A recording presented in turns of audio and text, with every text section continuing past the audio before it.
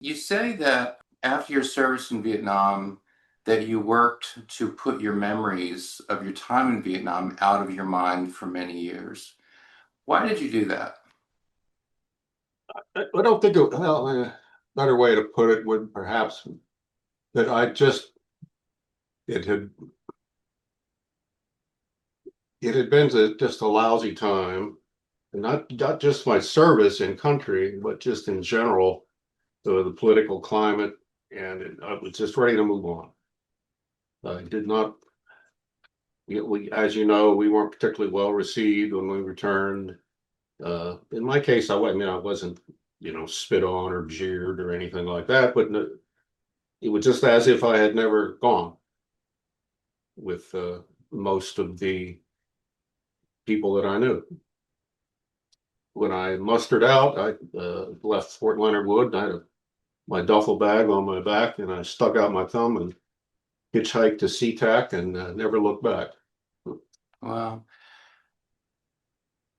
so often Vietnam vets say that if they didn't experience overt hostility, and it sounds like you did not, but if they didn't experience overt hostility, they did experience general apathy.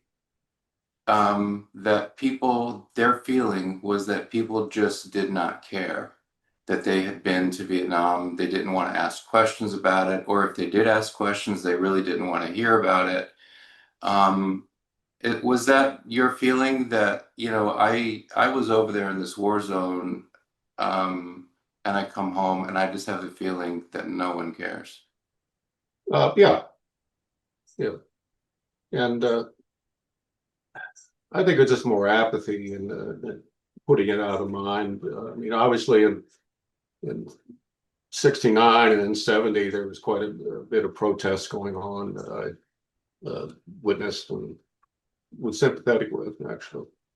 Um, but the soldiers that came back, were not on the minds of the protesters, I don't think.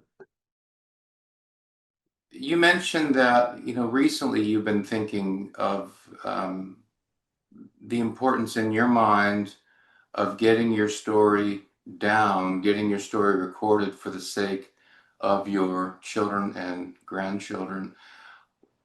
When did, when did that process begin? When did that begin to, really come into your mind that it was important for you to get the story down for the sake of your children and your grandchildren? Well, my youngest daughter uh, really started asking. She wanted to know, did I have my dog tags still? Did I have my uniform still? She was very interested in that, and as a result, I've got actually it's behind me, I guess. I've got a display of medals and things that I did for her, really. And then my uh, daughter-in-law said, Frankie, you have to write this stuff now. You really need to tell your story. And she had pressured me Mm. gently for some time to do something. Do you identify with what I've heard from other vets that they say that they find themselves thinking more about Vietnam now, post-retirement? They find themselves thinking more about Vietnam post-retirement than they did 30 years ago. Oh, yeah, I think so. Yeah, I think it's just a natural part of aging that you start to think of the things that happened earlier, and when they're as consequential as going into combat for some time, I think it's just natural that your mind goes in that direction. What's the main thing that you learned from your experience in Vietnam? And I guess by that I mean, what did you take from that experience that has kind of informed your life ever since? Let's see. Big question, isn't it? I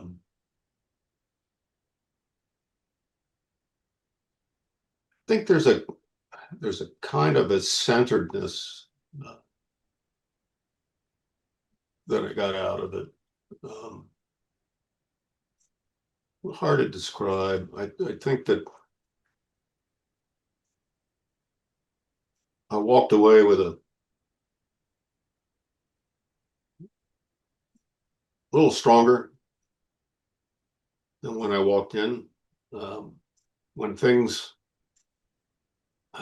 get tough, I seem to get tough with them.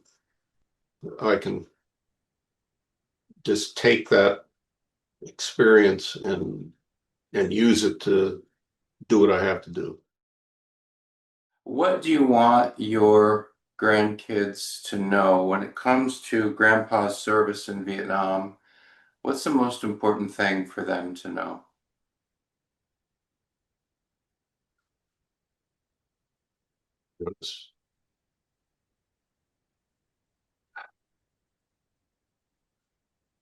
That I survived. I got through it, um, and I was somewhat the better for it.